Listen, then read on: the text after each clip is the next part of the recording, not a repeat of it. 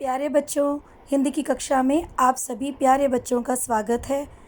आज हम हिंदी लक्ष्य पाठमाला कक्षा छठी का पाठ 13 99 का फेर का भाग 2 पढ़ने जा रहे हैं।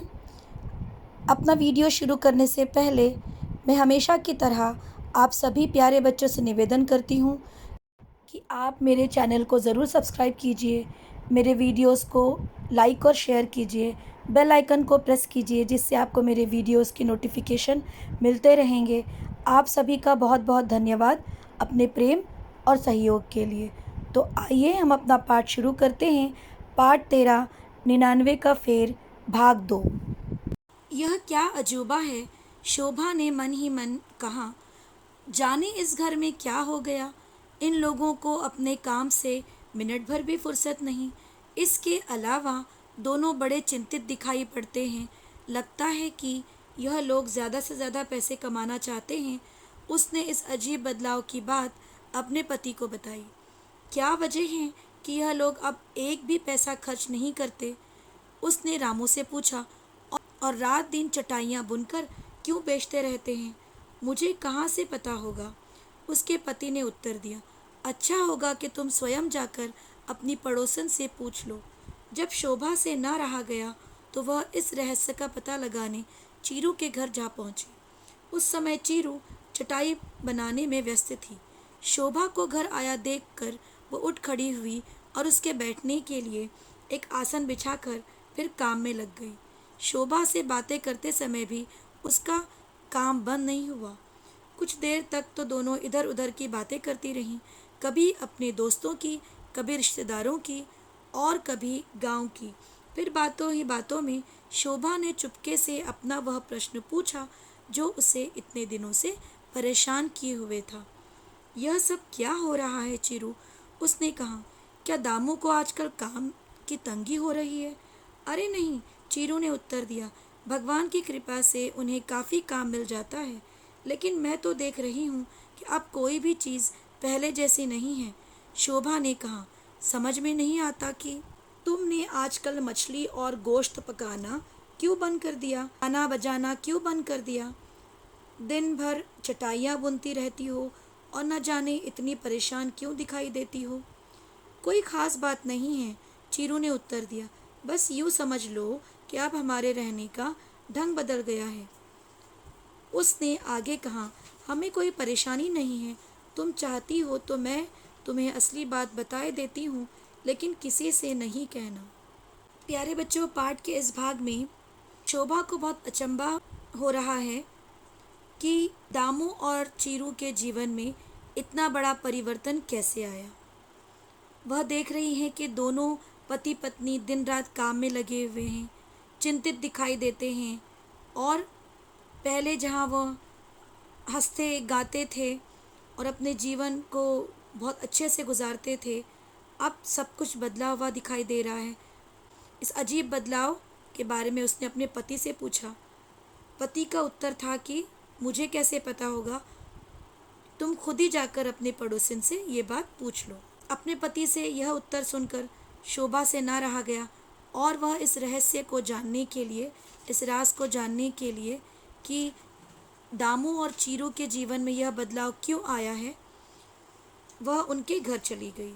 जब वह उनके घर गई तब चीरू जो हैं वो चटाइयाँ बुनने में व्यस्त थी। शोभा को देखा तो उसके बैठने के लिए वहीं पर वो आसन ले आई और अपना काम भी बंद नहीं किया। चीरू का सारा ध्यान अपने काम की तरफ ही था और काम करते करते बीच से वह शोभा से बात भी किए जा रही थी, कभी गांव की, कभी दोस्तों की, कभी रिश्तेदारों की। लेकिन शोभा से नहीं रहा गया और उसने वह प्रश्न पूछ ही लिया जिसके लिए वह चीरू के घर आई थी। और उसने कहा कि क्या बात है, क्या दामू के पास आजकल कोई तंगी है, काम नहीं है?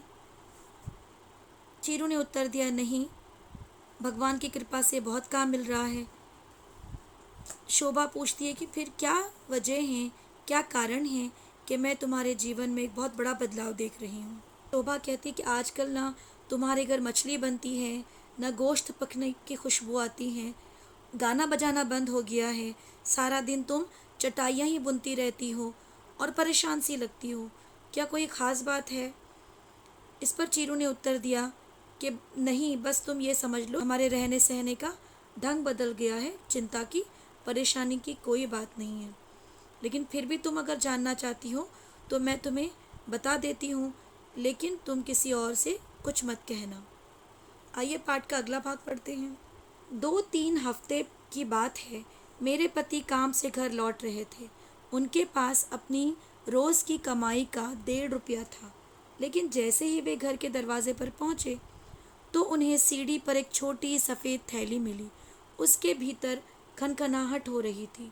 उन्होंने झटपट दरवाजे की कुंडी बंद की और चारपाई पर थैली उड़ेल दी। उसमें रुपए थे। रुपयों का ढेर? शोभा ने चकित होकर कहा। कितने रुपए थे? हमने उन्हें गिना। चीरू ने अपनी बात जारी रखी। गिनकर देखा तो कुल 99 रुपए थे। 99? शोभा ने पूछा। 100 में एक ही कम? पूरे 100 होने चाहिए थे। नहीं, सिर्फ 99 थे।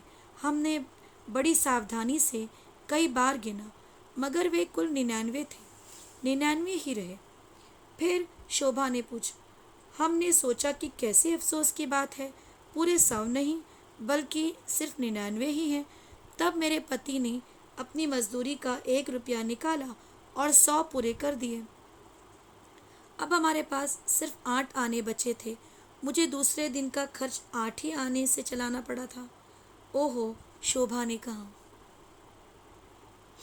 दूसरे दिन जब मेरे पति घर वापस आए तो चीरू ने किस्सा आगे बढ़ाते हुए कहा, कहने लगे कि अब चूंकि हमारे पास पूरे 100 रुपये हैं, इसीलिए क्यों ना बचत करके उन्हें पूरे 200 बना दे। तब से आज तक यही सिलसिला चला आ रहा है। अब मैं समझ गई कि अब तुम्हारे घर मांस मछली क्यों नहीं बनती, तुम्हारे गीत क्यों बंद हो गए और तुम हर समय इतनी परेशान क्यों दिखाई देती हो।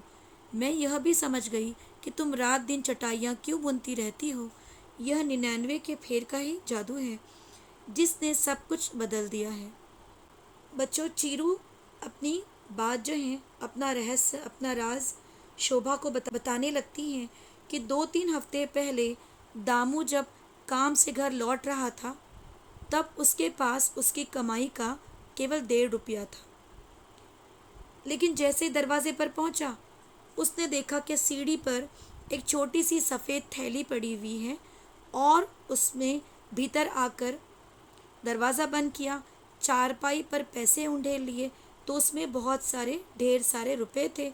और चीरू कहती है कि मैंने और दामू ने उसे बार बार गिना, वह 99 रुपये थे और बार बार गिनने पर भी वह 99 ही रहे। तो इस बात का उन दोनों को बहुत बुरा लगा और दामू ने उस दिन का 1 रुपया अपने 1.5 रुपये की कमाई में से 1 रुपया उसमें डाल दिया, उसे 100 बना दिया। और अब अगले दिन के लिए शोभा के पास केवल 8 आने बचे थे घर चलाने के लिए, जिसे लेकर उसे घर चलाते हुए बहुत मुश्किल हुई। दूसरे दिन जब दामू घर आया तो उसने कहा कि क्योंकि अब हमारे पास 100 रुपये जमा हैं तो क्यों ना हम इसे 200 बनाएं ताकि ये सिलसिला जो है चलता रहे। इस पर शोभा कहती है कि बस अब मैं समझ गई कि क्यों तुम्हारे घर मांस मछली नहीं बन रही है, क्यों तुम्हारे गीत बंद हो गए हैं और तुम हर समय परेशान रहती हो और क्यों तुम हर समय चटाइयाँ बुनती रहती हो। ये 99 का फेर है। प्यारे बच्चों, मुझे उम्मीद है कि आप भी इस 99 के फेर को समझ गए होंगे कि हम अपनी संपत्ति, अपना पैसा जमा करते समय जीवन को जीना भूल जाते हैं और हम 100 को 200 करने में और 200 को 300 करने में लग जाते हैं और इसी फेर में पड़कर हम अपने जीवन को जीना भूल जाते हैं। हम अच्छा खाना भूल जाते हैं, अच्छा पहनना भूल जाते हैं। छोटी छोटी खुशियों से कितनी बड़ी खुशियाँ मिल सकती हैं यह भी भूल जाते हैं और पैसे को बढ़ाने और बचाने के चक्कर में सारा दिन काम करते रहते हैं, लोगों से मिलते जुलते नहीं हैं, मुस्कुराते नहीं और हंसना खेलना भूल जाते हैं। हमें अपने जीवन को एक संतुलित जीवन बनाना चाहिए, थोड़ी बचत भी करना चाहिए, लेकिन आज में रहना चाहिए।